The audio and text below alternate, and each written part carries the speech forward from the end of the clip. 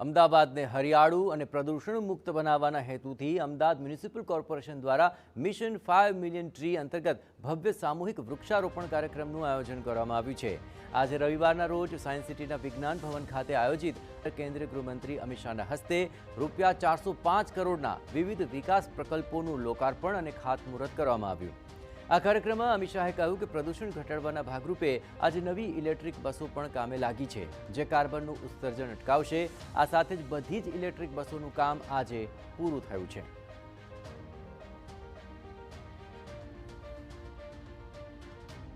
MTS અને BRTS ની આજે 333 નવી ઇલેક્ટ્રિક બસો પણ કાર્બનનું ઉત્સર્જન ઘટાડવાની છે અને આજે જે બસોનું લોકાર્પણ થયું એ પછી દેશની એકમાત્ર બીઆરટીએસ આપણી અમદાવાદની બીઆરટીએસ છે, જેમાં એક પણ બસ એવી નહીં હોય જે પ્રદૂષણ ઓગતી હોય।